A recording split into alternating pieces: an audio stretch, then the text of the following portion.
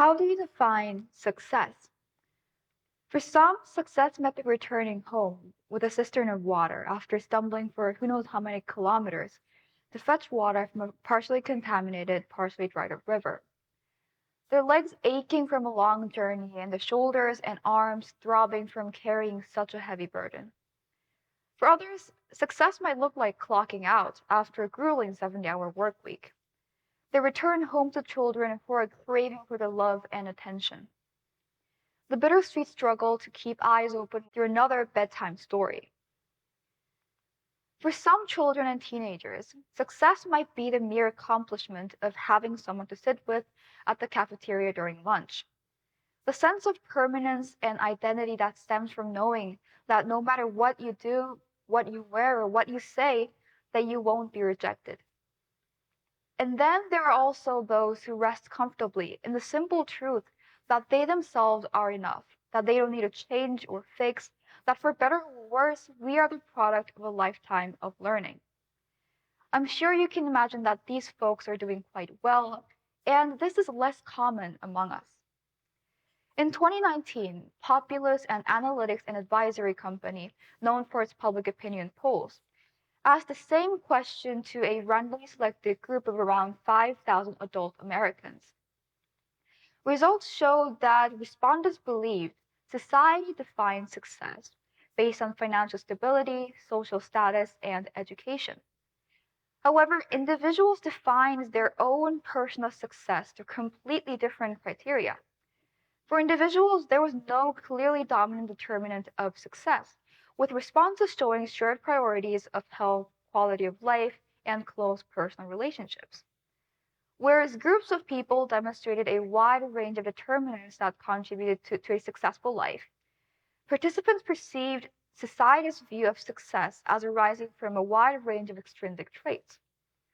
What I'd like to draw your attention to here is the variation on behalf of the personal definition of success as compared to the societal definition of success.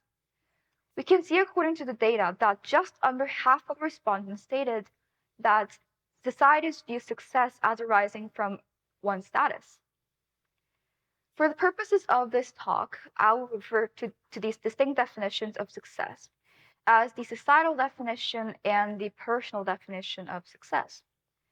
This led me to wonder, how do these distinct notions lead to dissatisfaction and disillusionment as people are forced to follow narrowly defined societal goals rather than pursue their personal expectations? And I observed that this phenomenon is present from the very age that we enter school, when we're forced to follow a set path of certain actions that we're told will lead to a successful future, like earning straight A's, maxing on extracurriculars, and receiving academic recognition through awards.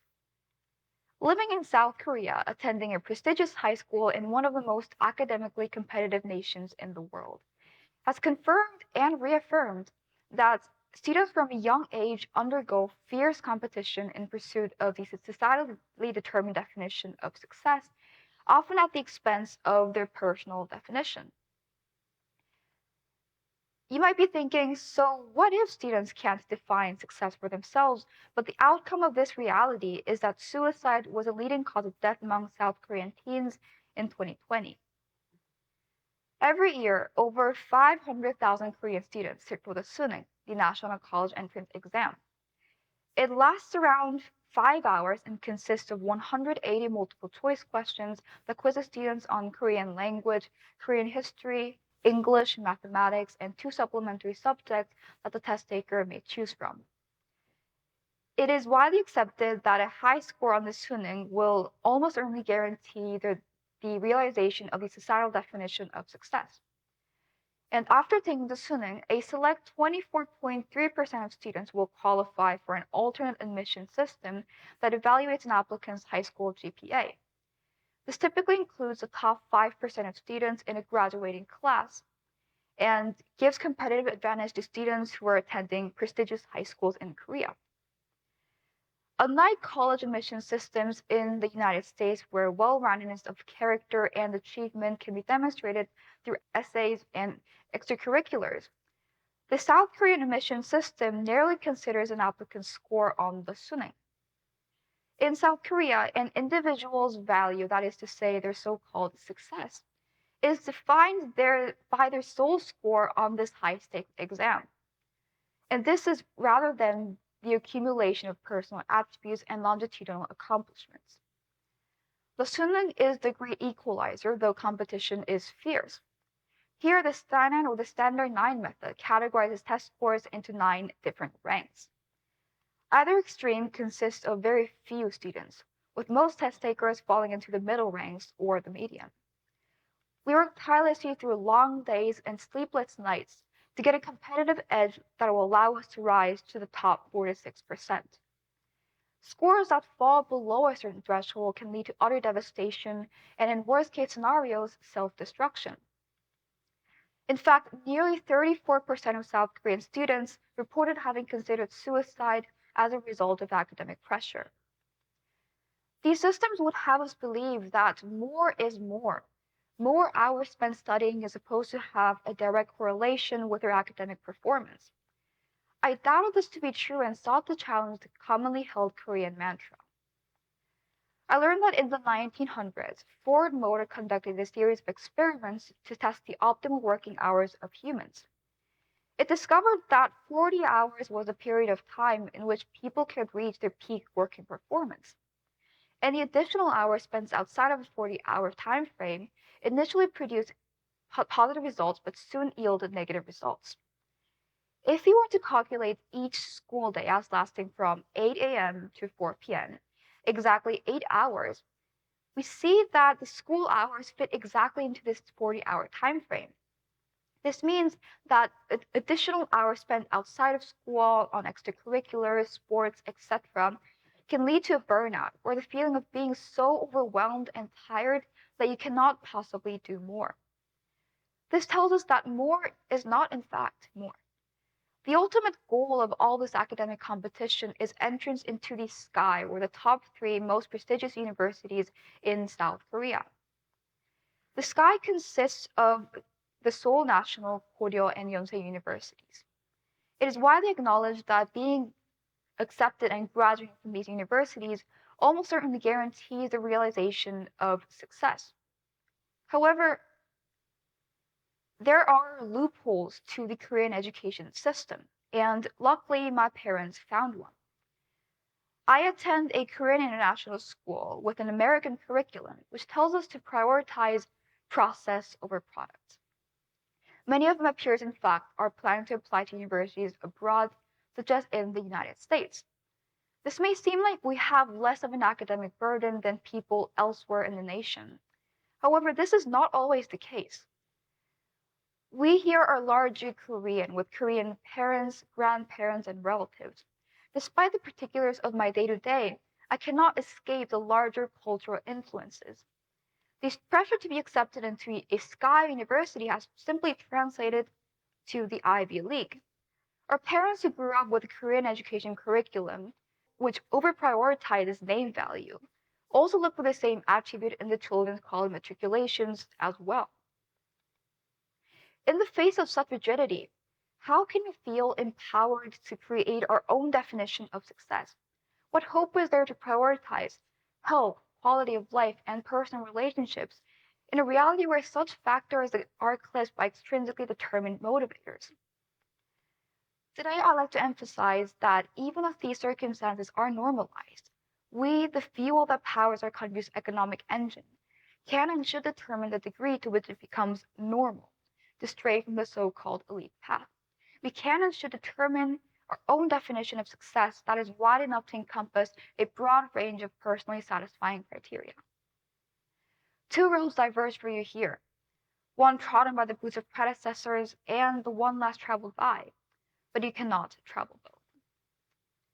So today I present to you a simple process with guidelines that will help you realize that the prospect of stepping beyond the rigidly defined boundaries may not always be so scary. Step 1, look at the world around you. We're living in a period of unprecedented explosive growth. We have artificial intelligence programs that can instantaneously compose entire essays better than most humans. In fact, according to research done by the University of Oxford, It was discovered that 40% of jobs considered current will disappear in the next 18 years. If this is the case, how can we be sure that the systems already put in place will determine success in the future as well? We need to question those who would have us believe these beliefs and question their motivations. Second, look at yourself. Are you allocating your hours to worrying about adhering to society's definition of success that you abandon your own personal definition of success? I know that many of my peers, including myself, attempt to balance coursework on top of extracurricular with the primary objective of being accepted into a prestigious university. However, more is not more, as is defined by the law of diminishing returns. My final recommendation comes from the work of Canadian psychologists Robert J. Bellarmine and Natalie Holford, who developed the duality passion model. The work explains that there are two types of passion, obsessive and harmonious passion. Obsessive passion is the passion that comes over the individual. It controls the individual, not the other way around. It is caused by extrinsic pressures and factors and can eventually build up to a burnout. I would categorize the academic pressure that we students face as an obsessive passion. Extrinsic motivators can sometimes pressure us to become extremely obsessed with academic standings. Instead, I implore you to seek the alternative. Find your harmonious passion. Harmonious passion is a type of passion that comes below the individual. The individual is in control of the passion. It is caused by intrinsic factors and motivators, and as the name suggests, it comes in harmony with the person themselves. So I implore you to find your genuine intrinsic passion. Find your harmonious passion and find out what makes your heart move. Find the courage to deviate from the set path and not to accept society's definition of success. At the beginning of this talk, we looked at the myriad ways that society defines success. So I like to close with my own personal definition of success. To me, success is learning to embody my beliefs and not be swayed by extrinsic pressures that try to determine for myself what my priorities are. I've not always felt this way, but I've come to realize that extrinsic factors cannot overshadow my self-worth, that I determine my success through alignment between who I am, what I believe, and what I accomplish. Thank you.